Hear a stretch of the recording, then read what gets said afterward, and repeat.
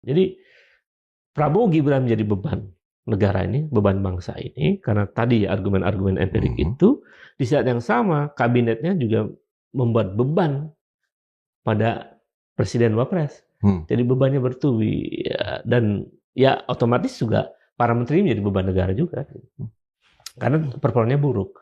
Kalau menteri yang performanya baik atau bagus ya tidak menjadi beban negara. Saya kira itu. Dan sementara menteri-menteri ini dapat double job juga ya, menjadi komisaris dan segala macam. Itu dia. Jadi bagaimana mungkin seorang menteri ini bekerja dengan sangat konsentrasi dengan kepentingan rakyat banyak, sementara dia juga bekerja di tempat-tempat lain. Akhirnya kementerian ini ya tidak firm gitu ya, tidak bisa menampilkan sebagai kementerian yang profesional. Itulah sebabnya aspirasi rakyat muncul ya untuk segera reshuffle kabinet dan seterusnya.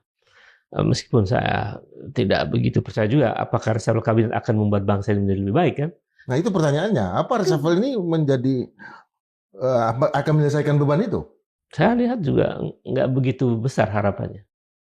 Karena kita tidak bisa membayangkan orang-orang atau menteri-menteri yang baru nanti akan ada itu apakah juga punya kapasitas untuk menyelesaikan. Sementara cara kerja Prabowo untuk menyusun kabinet itu seringkali tidak berbasis pada kualitas kan, tapi lebih pada kepentingan.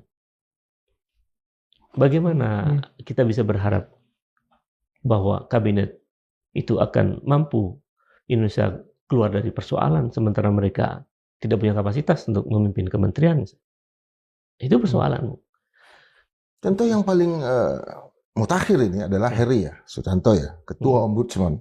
Heri ini kan dulu kader Gerindra, pernah menjadi anggota DPR dan segala macam.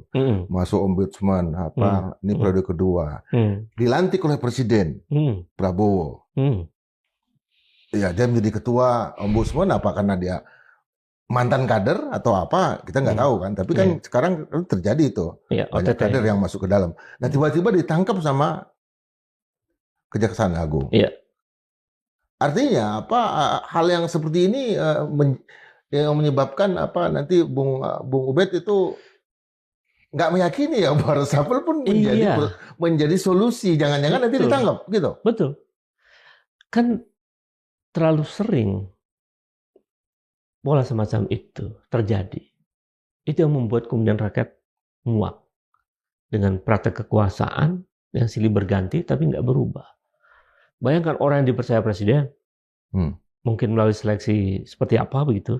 DPR loh. Iya kan, kalau ombudsman kan ada DPR juga. Iya. Tapi sampai kemudian melahirkan seorang ketua ombudsman yang seperti itu kan jadi aneh. Jadi kita memang ada persoalan di seleksi kepemimpinan kita ini, termasuk kepemimpinan nasional.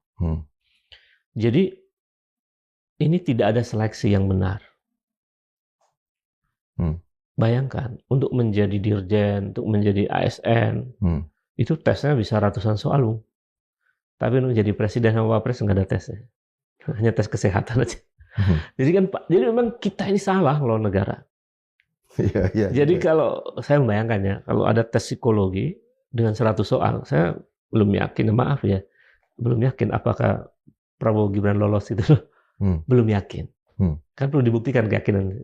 Jadi kita nggak ada proses seleksi kepemimpinan kita dengan baik.